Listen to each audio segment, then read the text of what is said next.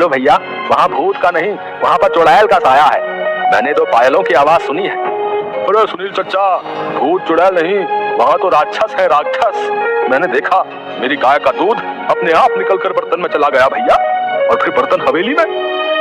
बात तो सही है, मैंने भी हंसने की बहुत सी आवाजें सुनी है। जमींदार साहब, आपको हवेली और गांव के बीच में मजबूत दीवार बना देनी चाहिए। कम से कम ये भूत हमारे बच्चों को तो नुकसान नहीं पहुंचाएंगे। न जाने हवेली में भूत है कि चुड़ैल, लेकिन एक बार जब मेरे पति लकड़ियां काट रहे थे तो उनकी कुल्हाड़ी नीचे गिर गई। अचानक कुल्हाड़ी न जाने कैसे उड़ते हुए वापस उनके हाथ में आ गई। मेरी तो डर के मारे जान ही निकल गई थी। हाँ बेटिया, सच कहती हो, वहाँ कोई है जिसने हमारी सहायता की। मेरी पोती तालाब में डूब गई थी। अचानक तेज हवा चली और मेरी बेटी तालाब से उड़ती हुई बाहर आ गई। देखो भाइयों, मेरा बेटा अमेरिका से वापस आ रहा है। कुछ दिनों के बाद वो वापस चला जाएगा।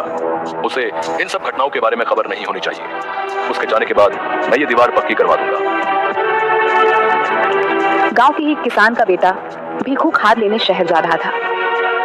रास्ता हवेली के सामने से ही गुजरता। जब वह हवेली के आगे से डरता हुआ पहुंचा तो उसने देखा एक सुंदर सी लड़की उसके सामने आकर खड़ी हो गई। तुम कौन हो और यहाँ क्या कर रही हो? तुम्हें नहीं पता ये हवेली भूतिया है, यहाँ रहना खतरे से खाली नहीं। मेरा नाम किरण है, मैं तो यहीं रहती हूँ। हम यहाँ आते जाते हैं, भूत तो नहीं देखा हमने कभी। अच्छा, पर ये तो भूतिया हवेली है और लोग कहते हैं यहाँ भयंकर चुड़ैलें रहती हैं। ये सब सुनकर ना खतरे से खाली नहीं। मेरा नाम किरण है, मैं तो यहीं रहती हूँ। हम यहाँ आते जाते हैं, भूत तो नहीं देखा हमने कभी। अच्छा, पर ये तो भूतिया हवेली है और लोग कहते हैं यहाँ भयंकर चुड़ैलें रहती हैं।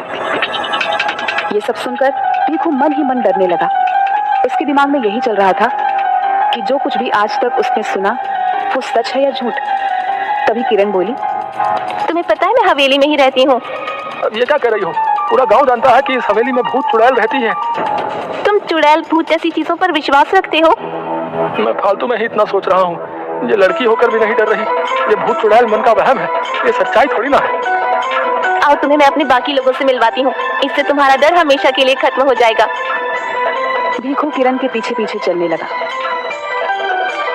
कि अचानक उसे जोर का धक्का लगा और वह हवेली की पहाड़ी से नीचे गिर गया। गांव वाले तुरंत दौड़ते हुए भीखू के पास आए और पूछने लगे क्या हुआ। तभी भीखू के मुंह से बस ये शब्द निकले, हवेली, लड़की, किरण, हवेली। अब तो गांव में डर का भयानक माहौल बन गया था। सबको विश्वास हो गया था कि हवेली में किसी किरण नाम की चुड़ैल का साया है जिसने भीखू को मार दिया है। इस घटना के अगले दिन ही जमींदार साहब का बेटा राजेश अपने दोस्त मयंक के साथ गांव आ रहा होता है। हे भगवान, शाम हो गई है, हवेली के आगे से गुजरना होगा। अरे राजेश भैया, आप उस हवेली की तरफ मत देखना, कहीं उन चुड़ैलों का साया आप पर भी ना पड़ जाए। अरे राजेश, तेरा ड्राइवर क्या कह रहा है? चुड़ैलों का साया? गांव के अंधविश्वासों का तो अपना ही मजा है। अरे ड्राइवर भैया, आप चुपचाप गाड़ी चलाओ ना, ये सब अंधविश्वास है, हम सब ये नहीं मानते। भैया, आज तक इस भूतिया हवेली में कोई एक रात नहीं गुजार पाया। बड़े बड़े लोग आए और बड़े बड़े दावे किए और फिर हार मानकर चले गए। अरे हम पढ़े लिखे लोग हैं, अमेरिका से आए हैं, हम इन सब बातों को नहीं मानते। ये सब अंधविश्वास है। अगर हमें सचमुच भूत प्रेत देखने को मिल जाए तो इन छुट्टियों का मजा आ जाएगा। क्यों राजेश? क्या हुआ बिरजू? अरे ये गाड़ी के आगे इतने सारे फूल कैसे पड़े? लगता है किसी ने हमारा स्वागत करने के लिए रखे। तो यहाँ रुकना खतरे से खाली नहीं भैया, मैंने अभी अभी किसी को यहाँ से जाते हुए देखा। ये सब हवेली की चुड़ैलों का काम है। अरे तुम गाँव वाले भी कमा लो, है? खुद ही सब कुछ करके शर्मिंदा हो जाते हो। मैं सब जानता हूँ, गाँव वालों ने ये फूल बिछाए होंगे, लेकिन अब अपना नाम बताना नहीं चाहते। राजेश भैया, मैं झूठ नहीं बोला। जब आप हवेली में एक रात बिता लेंगे तो आपकी सोच भी बदल जाएगी। यार बिरजू, तुम पहले घर पहुंचाओ, बाद में देखेंगे। अभी तो बहुत जोर से भूख लगी है। मेरे पेट में तो हाथी, चूहे, भूत प्रेत सब दौड़ रहे हैं।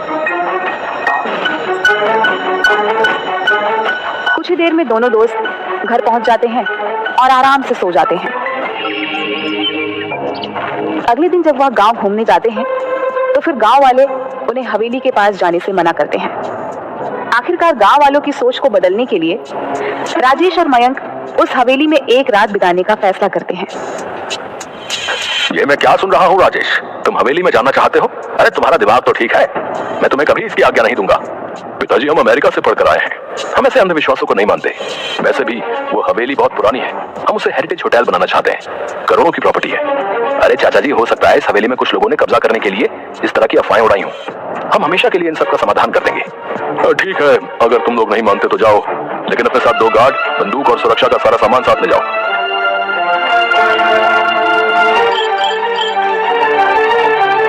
आप लोग सो जाइए, हम सब बाहर ही बैठे हुए हैं, कोई भी बात हो तो तुरंत आवाज दीजिएगा। राजेश उठ यार, ये सब क्या हो रहा है? अबे ये पलंग हवा में कैसे उड़ रहा है और ये गाने की आवाजें भी आ रही हैं। ये खुशबू, ये तो कमल के फूल की खुशबू है, लेकिन इस पुरानी हवेली में कमल का फूल कहां से आया? इतनी मीठी आवाज तो सिर्फ परियों की हो सकती है, भूत और राक्षस की नहीं।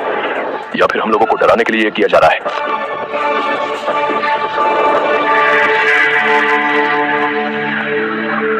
क्या तुमने वही देखा जो मैं देख रहा हूँ? हाँ यार, ये तो सचमुच भूतिया है।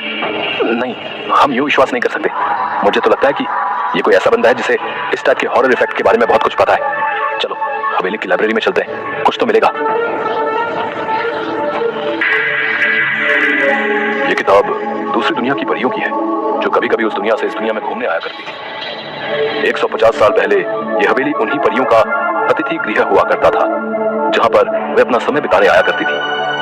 अतिथि गृह क्या होता है? गेस्ट हाउस, यानी कि हम लोग एक परियों के गेस्ट हाउस में हैं। वाह भाई, ये तो कमाल हो गया। मेरा ख्याल है हमें बिना आवाज किए चुपचाप देखना चाहिए कि असलियत क्या है, क्योंकि अभी तक हमें परियां नजर नहीं आई है। इसके बाद वो परियों का इंतजार करने लगते हैं। तभी अचानक उनके सामने जादुई संगीत बजने लगता है और बहुत सारी परियां सामने प्रकट हो जाती हैं। मैं हुस्न परी हूँ, हमारे घर में आपका स्वागत है मानव मित्रों। हमें खुशी हुई कि तुम हमारे यहाँ आए। आप दोनों तो कितनी अच्छी हो, तो आप लोगों से लोग डरते क्यों हैं? इसका जवाब तो वही दे सकते हैं। क्या तुम दोनों को भूख लगी है? हाँ, भूख तो लगी है। जो खाना लाए थे वो तो कब का खा चुके हम दोनों। क्या तुम हमारी मदद करोगे इस हवेली की सफाई करने में? हाँ, क्यों नहीं। आवाज सुन जब गार्ड धीरज और मुन्ना अंदर आता है तो उसे मयंक और राजेश उड़ते हुए दिखाई देते हैं, पर परियां नहीं दिखाई देती। वो डर कर उन्हें छोड़कर वहां से भाग जाते हैं और जमींदार के पास पहुंचते हैं। जमींदार साहब, गजब हो गया। लगता है राजेश भैया और उनके दोस्त को भूतों ने अपने कब्जे में कर लिया। वो दोनों हवा में उड़ रहे थे। हे भगवान, अब क्या होगा? मेरे बच्चों को प्रेतों ने अपने कब्जे में लिया है। भूतों ने नहीं, चुड़ैल ने किया है, क्योंकि वहां से लड़कियों की आवाजें आ रही थी, वो गाना भी गा रही थी। हमने पायलों की आवाज भी सुनी।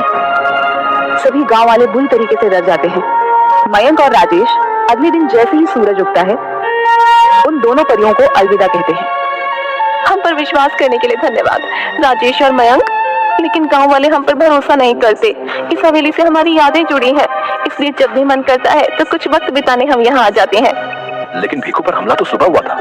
मैं यही बताना चाहती हूँ, भीखू पर हमला हमने नहीं किया। हम तो सिर्फ गांव वालों को शहर से भागकर आए हुए तस्करों से बचाने की कोशिश कर रहे थे, जो सुबह के समय इस हवेली में छुपे रहते हैं और रात को तस्करी के लिए निकल जाते हैं।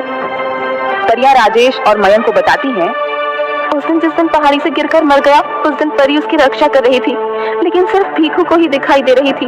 जब तस्करों ने भीखू को हवेली की तरफ आते हुए देखा तो उन्होंने उसे पीछे से धक्का दे दिया, ताकि उनका रहस्य किसी और को न पता चल जाए।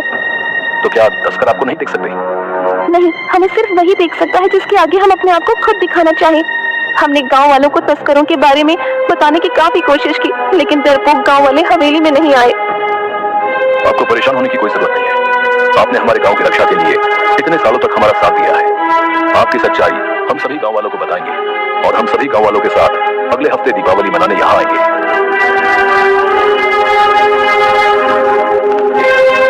राजेश और मयंक सारी कहानी सबको बताते हैं।